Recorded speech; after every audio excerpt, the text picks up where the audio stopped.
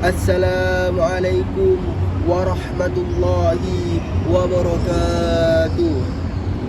Alhamdulillah, alhamdulillah rabbil alamin, wa bihi nasta'in wa ala umuri dunya waddin wa ala alihi wa sahbihi ajma'in, amma ba'du. Alhamdulillah, alhamdulillahi wa'idil ahad, fardus samad, alladhi lam yalid wa lam yulad wa lam yakul lahu kufuwan ahad. Asyhadu an la ilaha illallah wa asyhadu anna Muhammadan abduhu wa rasuluhu la nabiyya wa rasula ba'dah. Dewan juri yang saya takzimi, hadirin dan hadirat dirahmati Allah. Segala puji yang tak pernah henti adalah milik Allah yang maha suci.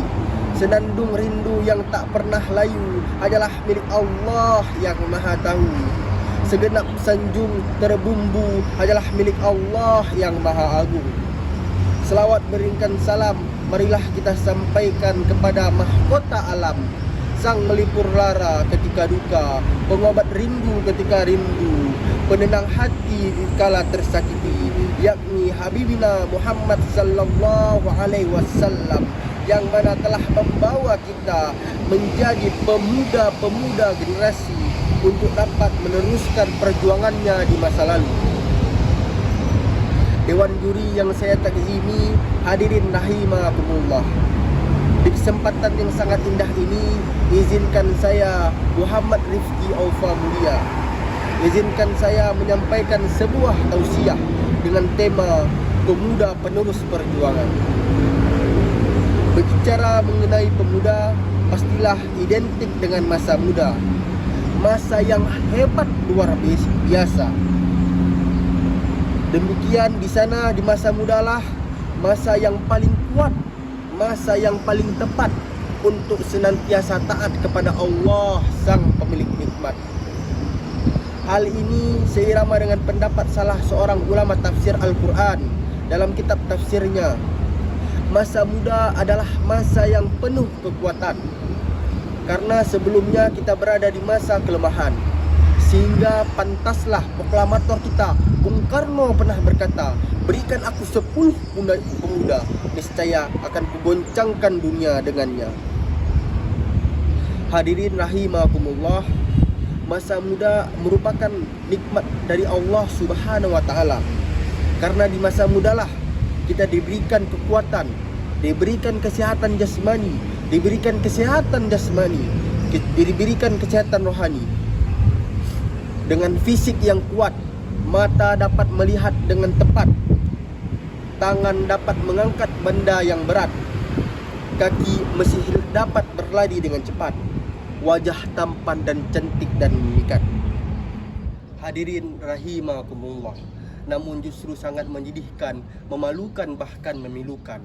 Di zaman yang dikenal dengan sebutan milenial ini, kita tidak sedikit pemuda yang kaya raya, yang segala ada segala punya, yang istilahnya HP-nya Nokia, laptopnya Toshiba, mobilnya Avanza juga Innova, kontrakannya di mana-mana, sawahnya lega, duitnya hampa, setiap hari makannya di Ampera.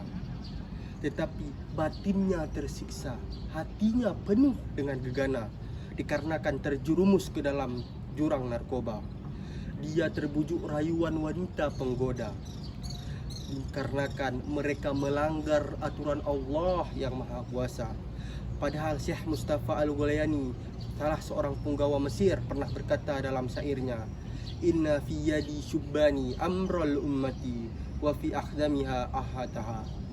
Sesungguhnya di tangan kitalah, di tangan pemuda-pemudalah umat ini digenggam, dan di kaki-kaki merekalah hidup dan matinya umat ini. Dewan juri yang saya takzimi, hadirin hadirat rahimakumullah. Kemudian timbul pertanyaan dalam hati kita, bagaimana kita sebagai seorang pemuda yang merupakan harapan bangsa, juga harapan seorang mertua, menghadapi dampak negatif dari era milenial ini, supaya kita terhindar dari narkoba dan lain sebagainya. Jawabannya Imam Said Al-Qutub dalam kitabnya At-Tahiyatul fil Islam memberikan solusi kepada kita, yaitu dengan cara tabiatul fardiyah.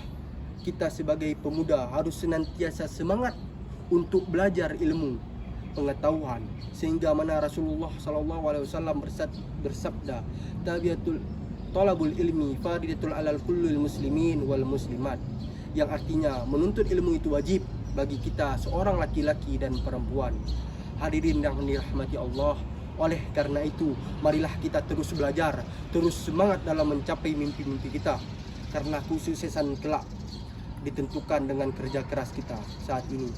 Salah seorang ilmuwan, Albert Einstein, pernah berkata, ilmu pengetahuan tanpa agama adalah pincang, dan ilmu agama tanpa ilmu dunia adalah buta.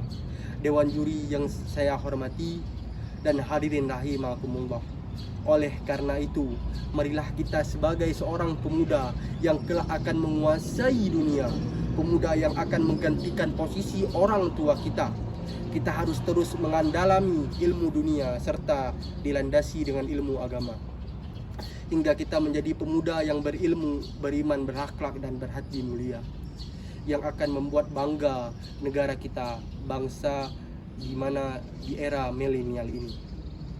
Dewan juri yang saya takzimi, hadirin hadirat yang dirahmati Allah, semoga kita menjadi remaja dan pemuda harapan bangsa nantinya, yang dapat membanggakan negara serta orang tua dengan berilmu, berakhlak, dan berhati mulia, sehingga kita dapat hidup bahagia sampai nanti kelak di akhirat. Amin amin ya robbal alamin. Demikianlah materi yang dapat saya sampaikan. Terima kasih atas segala perhatian. Mohon maaf apabila ada kealifan dan kesalahan kata. Akhir kata, hidup sendirian tanpa kekasih. Cukup sekian dan terima kasih.